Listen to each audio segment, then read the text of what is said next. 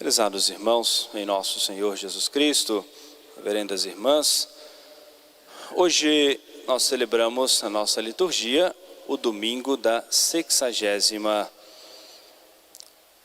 A igreja está conosco nessa preparação para o santo tempo da Quaresma, que se inicia com a quarta-feira de cinzas.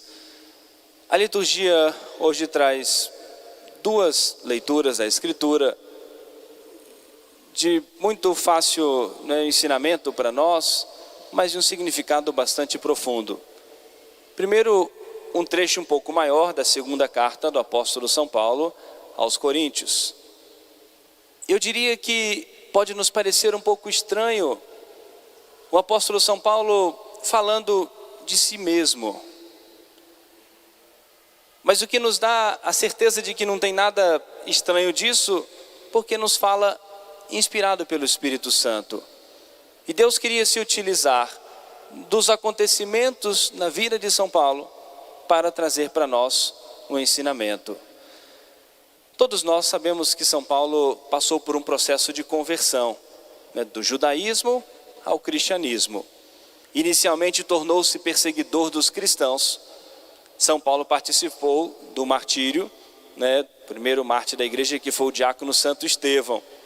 São Paulo estava lá, embora ele não tenha diretamente apedrejado Santo Estevão, por ser ainda mais jovem, e não era isso só os mais velhos que participavam do apedrejamento, mas ele ficou ali participando, ou seja, ao lado daqueles que estavam apedrejando o diácono Santo Estevão. Mas tocado pela graça de Deus, nós conhecemos a história da sua conversão, milagrosa, mas se converteu. São Paulo, de perseguidor dos cristãos, vai tornar-se ele também perseguido, em defesa da fé do Evangelho de nosso Senhor. Mas o primeiro ponto que eu gostaria de destacar, em que em momento algum, nesse processo da sua conversão, e depois na sua vida apostólica pela igreja, o apóstolo São Paulo foi enganado. Nosso Senhor havia dito a ele, mostraria a ele o quanto ele teria que sofrer, por amor a nosso Senhor, em defesa do Evangelho. Aquilo que ele fazia também muitos cristãos sofrerem, agora ele padeceria muitos desses sofrimentos. E alguns deles ele enumera nessa segunda carta aos Coríntios. As prisões, às vezes que naufragou, às vezes que apanhou, que foi assaltado, ou seja, tudo que Deus permitiu na sua vida. E uma provação, uma tentação muito particular, uma provação que ele não define exatamente o que é, que ele diz como um anjo, como um demônio que me perturba constantemente, como que me esbofeteia todos os dias. Ele não expressa claramente que provação era essa, mas que era algo que o incomodava de modo muito particular. E já vem o segundo ponto de destaque para nós nessa primeira leitura.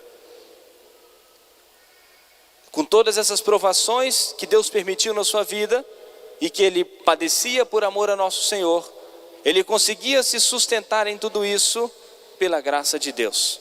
E ele mesmo dizia, porque a graça de Deus não ficou vazia, não ficou sem resposta em mim. Deus permitiu a ele visões, como ele disse, uma visão, talvez um êxtase, uma visão que ele teve do céu, foi arrebatado, não sabia, exatamente os acontecimentos, tudo como foi exatamente, mas ele teve uma visão misteriosa do céu. E ainda assim Deus permitia as provações para que ele não se orgulhasse disso. Mas o mais importante que se destaca para nós, porque a graça de Deus não ficou vazia, não ficou sem resposta em mim. Prezados irmãos, todos nós recebemos a graça de Deus. Recebemos por primeiro no nosso santo batismo, a graça própria do sacramento do batismo, que nos fez filhos de Deus, nos tornou membros da igreja, apagou em nós o pecado original. E nos tornamos propriamente pelo sacramento do batismo, filhos de Deus. Recebemos as graças atuais para cada momento da nossa vida, da nossa história. Deus age constantemente em nossa vida para nos encaminhar sempre para o bem. Recebemos as graças pelos sacramentos que nós recebemos, pelo sacramento da reconciliação, pela Sagrada Comunhão, recebemos o próprio Cristo, o autor de toda a graça, e os sacramentos todos que a igreja disponibiliza para nós, as bênçãos que recebemos da igreja, um momento muito especial da graça de Deus para todos nós, que é o santo sacrifício da missa. E o que é muito importante para nós desse nosso encontro particular com o Senhor, primeiro que é uma obrigação, é um preceito, a lei de Deus, da lei da igreja. Mas devemos olhar um pouco além de ser somente um preceito, estar aqui como meramente uma obrigação. Então, se eu faltar à missa, eu vou cometer um pecado mortal, não vou poder comungar, Deus vai me punir, Deus vai me castigar. É um preceito, e é um preceito grave. E só um motivo grave para justificar a nossa ausência da Santa Missa. Um motivo muito sério e muito grave. Mas nós olharmos um pouco além. Deus nosso Senhor, por meio da igreja, impôs a nós como lei para ajudar a nossa fragilidade, ajudar a nossa fraqueza, e assim seguro todos e cada um de nós. Queremos sempre para nós aquilo que é mais cômodo, que é mais confortável. Talvez seja mais cômodo, mais confortável ficar em casa, descansando, né, num ambiente talvez mais fresco, né, o que for, do que eu tirar o meu tempo para ouvir a Santa Missa. Mas eu preciso desse encontro com Deus. Eu preciso desse encontro, e esse encontro com Deus na Santa Missa não é um encontro com uma pessoa qualquer que não muda nada no meu dia. Se eu passo, por exemplo, pela rua ali, uma pessoa que eu nunca vi, desconheço, nem me cumprimentou, também não cumprimentei aquela pessoa, é um mero desconhecido. O que mudou no meu dia? Não mudou nada no meu dia. Não, aquela nada. É o encontro com aquele que conhece o que há de mais escondido em nós, o segredo dos nossos corações. É o encontro com aquele que pode todas as coisas, aquele que pode transformar o nosso coração, pode transformar o coração mais endurecido. É o encontro que sempre significa e muda algo em nossas vidas. São Leonardo de Porto Maurício, que nos escreveu muito e falava muito sobre a missa, ele nos diz: ninguém vem à igreja, à Santa Missa, e volta para casa da mesma maneira que entrou. Se ele aproveitou a Santa Missa, com certeza ele voltou para casa melhor. E se ele veio para a igreja e não aproveitou nada, não deu o mínimo, seja atenção, respeito, reverência, não fez nenhuma oração, pode ser que ele volte para casa pior, porque ainda desrespeitou a casa de Deus, cometeu um pecado. Ou seja, ninguém vai voltar para casa da mesma maneira como entrou, como chegou à igreja, mas que nós voltemos para casa sempre melhores, de alguma maneira transformados, mudados e tocados pela graça de Deus. Como disse o apóstolo São Paulo, porque a graça de Deus não ficou vazia, não ficou sem resposta em mim. E um momento muito particular da ação da graça de Deus em nossas vidas é o santo sacrifício da missa. Nós acabamos de falar que nos instrui, que desperta a nossa consciência, que nos convida a nós examinarmos a nossa consciência e se a nossa vida está coerente com a nossa fé, de acordo com o que nós cremos com a igreja. Recebemos também da igreja o pão eucarístico, a Santíssima Eucaristia, a presença de Cristo em nossos corações, em nossas vidas. No Evangelho, Jesus contou uma história, muito simples o significado. Jesus contou a história, ele mesmo interpretou e disse o significado. Um homem saiu para semear, lançar a semente, e Jesus disse que o semeador é ele mesmo, é o próprio Cristo. A semente que foi lançada é a palavra de Deus. E os terrenos representam o coração humano, o coração de cada um de nós. E fica o primeiro ponto aí da nossa reflexão deste trecho do Evangelho. Daquilo que nós ouvimos no Evangelho. Qual desses tipos de terreno que nosso Senhor disse que representa o meu coração? Não pensar no meu próximo, não. Mas o meu coração está representado em qual desses terrenos que disse Jesus? O primeiro terreno, disse Jesus, como uma estrada de terra batida. Quem está envolvido com a parte rural, com a agricultura, sabe que uma estrada não é um local próprio para plantio. Se for fazer o plantio, teria que gradear, arar a terra, fertilizar, adubar, porque a terra batida, ou seja, estrada, não é um local próprio para o plantio, mas a semente caiu ali. E representa também um tipo de coração. Um coração que passa tudo, uma consciência, uma vida que passa tudo. A pessoa que não tira um tempo para refletir na palavra de Deus. Até vem a Santa Missa, ouve a palavra de Deus, recebe a graça no seu coração, mas terminou a Santa Missa, já se ocupa com tantas outras coisas. né, passa às vezes o dia inteiro, né, com fone no ouvido, música, né, quase que 24 horas, né, amanhece com o celular ligado, anoitece com o celular ligado, o dia inteiro, né, ou seja, conectado, digamos assim, a todas as redes, né, no mundo inteiro. Qual é o tempo de reflexão? Para que, recebendo o anúncio da palavra de Deus, possa fazer alguma aplicação à sua vida e isso proporcionar algum bom propósito de mudança na sua vida. Disse o nosso Senhor, é um terreno, uma estrada, mas ali passa tudo. A semente bateu ali, ou seja, as aves do céu vão carregar, né, ou seja, não vai ter nenhum momento para reflexão para que essa semente possa germinar. Um segundo tipo de terreno, disse Jesus, é um coração aparentemente um terreno fértil, mas com uma camada muito superficial. E logo encontra um coração um pouco mais endurecido.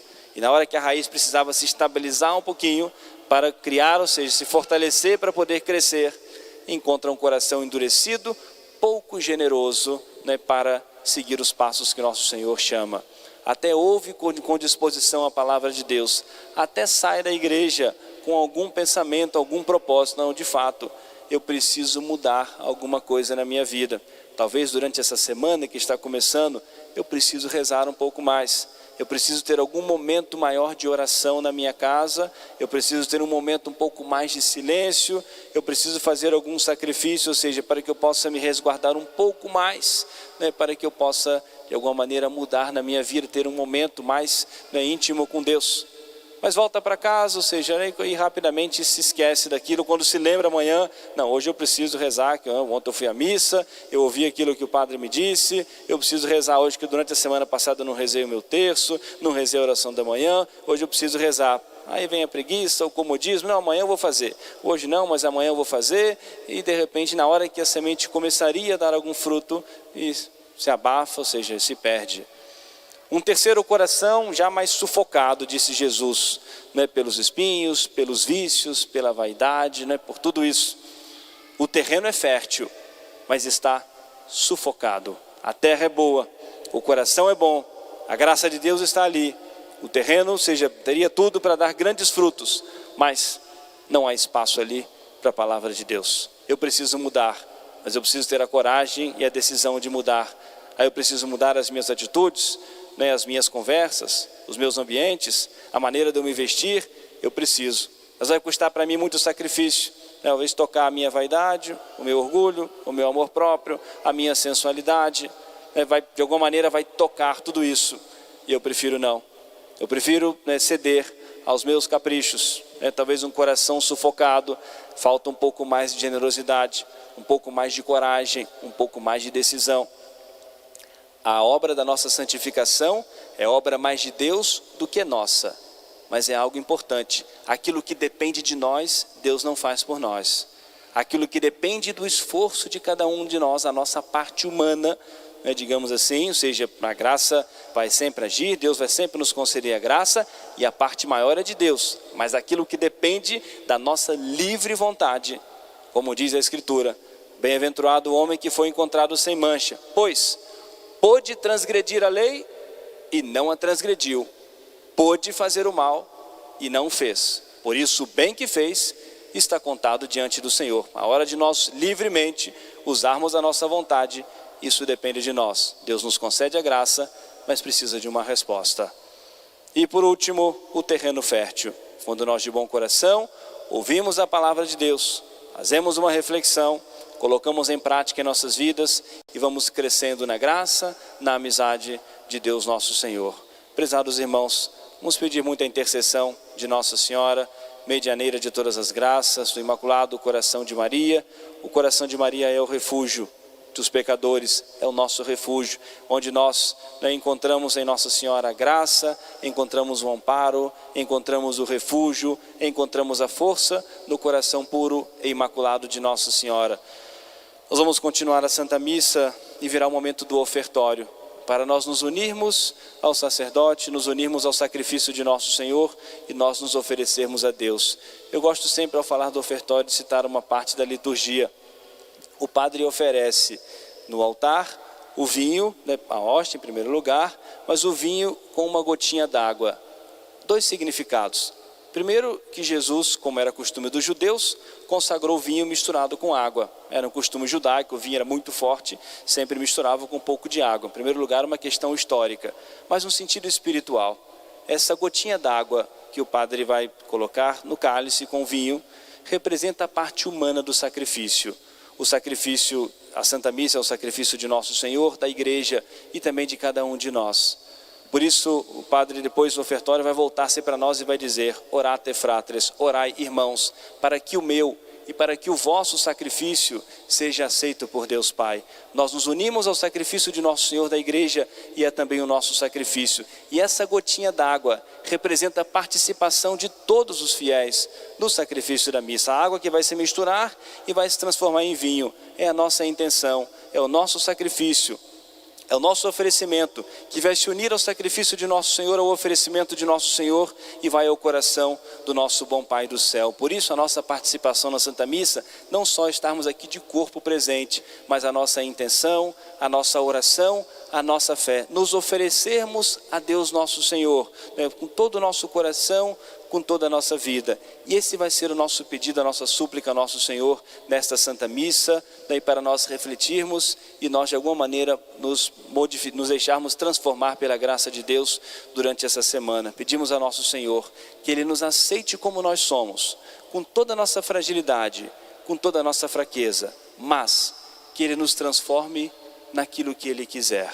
Deus quer a nossa santificação, espera a correspondência de cada um de nós, aquilo que vai servir de motivação, né, a cada um de nós, para os sacrifícios que vão custar para nós servirmos a Nosso Senhor, sermos os discípulos de Nosso Senhor, é a nossa esperança, a nossa certeza da fidelidade de Deus. Deus prometeu a nós o céu, e a esperança do céu, a esperança da infinita bondade e misericórdia de Nosso Senhor, é o que deve motivar a cada um de nós, para nós fazermos o bem, evitarmos o mal, sermos realmente discípulos de Nosso Senhor, para um dia salvarmos as nossas almas. Amém. Louvado seja Nosso Senhor Jesus Cristo. Para sempre seja louvado. Fiquemos todos de pé para o momento da nossa profissão de fé.